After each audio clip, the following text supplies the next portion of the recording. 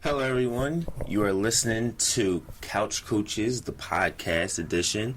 This is my second podcast now. So, my first podcast was a few days ago, and in that one, I kind of gave you a preview of the finals, right? And I kind of predicted what I thought was going to happen, and give you a little other sports talk too. But today, I'm gonna basically be all finals.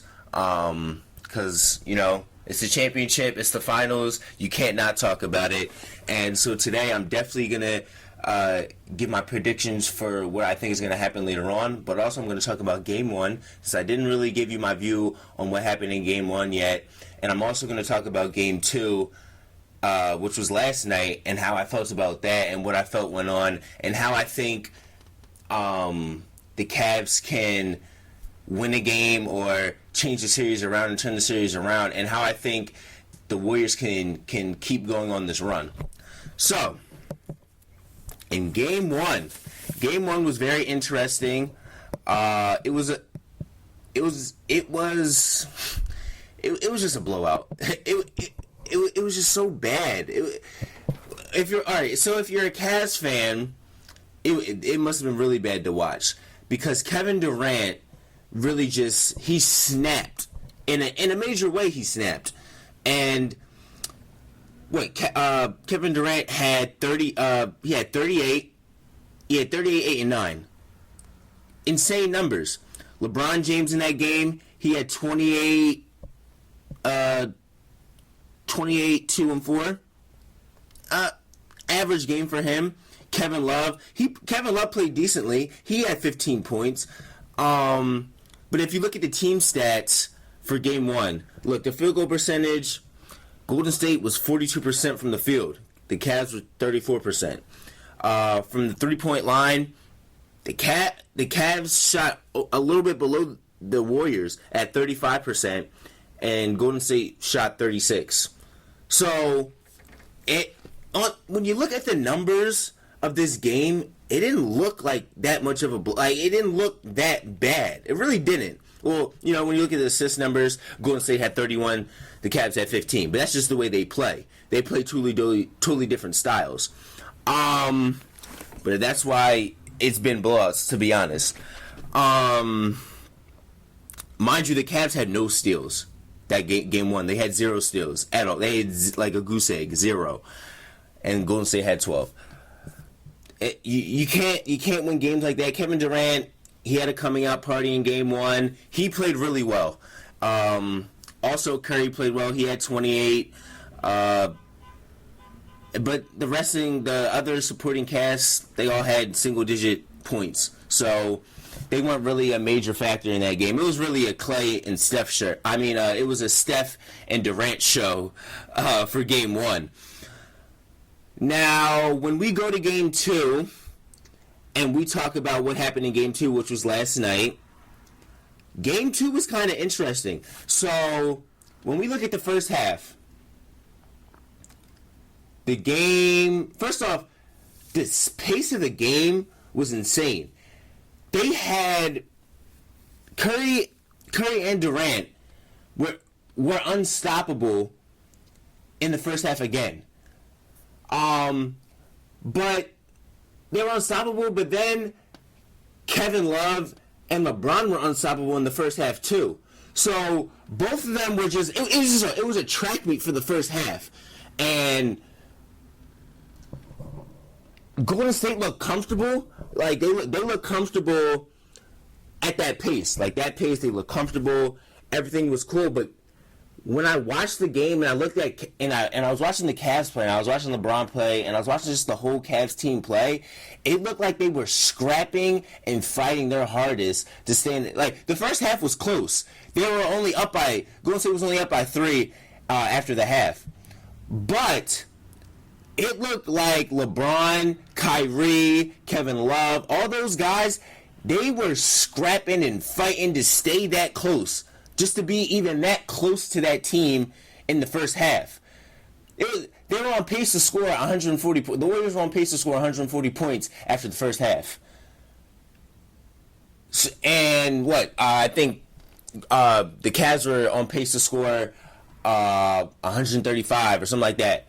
So this was a very high scoring first half, and me personally, I knew this. I knew that it was gonna start to slow down, and the Cavs were gonna get tired, because here's the thing: Golden State wants to push the ball, wants to be on the fast break, wants to just shoot shots and get as many shots up as they can, because they're all shooters. That's what they want to do.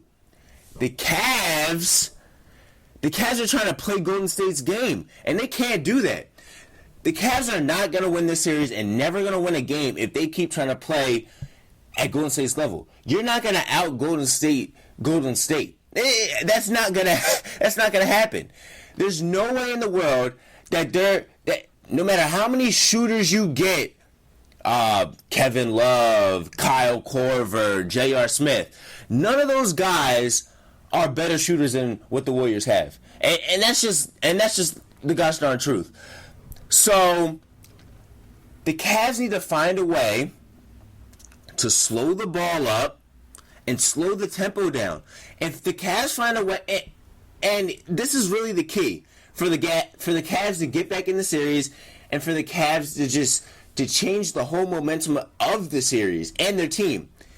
If they find a way to slow the ball up, not pushing the ball every time, because they're feeding into what Golden State wants them to do. Golden State wants them to push, keep the tempo up, because that's what they want to do, and that's how they like to play, and that fits into their playing style. So, if LeBron James goes into the post more, slows the ball up, plays a half-court game, they might have a better chance of winning. But here's also the thing. Let's say they slow the ball up. To be honest, the Cavs don't have a great half-court offense. Their half-court offense relies on pick and roll and ISO plays. They don't have great ball. They don't have great plays. They don't have great ball movement. They don't have guys moving all the time like Golden State. Tyronn Lue is a defensive-minded coach. Mind you, I don't know what he's really been doing this year, because the Cavs' defense has dropped dramatically since last season. This is not the same Cavs defense that we saw in last season. This Cavs defense has dropped insanely, and is not playing to the highest levels they did last year. So you got a defensive-minded coach who can't seem to figure out how to stop this one team. And I'm not saying this. I'm not saying that Tyronn Lue is a bad coach and he's not a championship coach, which he is. And I'm not saying that it's not a hard task that he has of stopping. Arguably, this might be the best team. It's okay.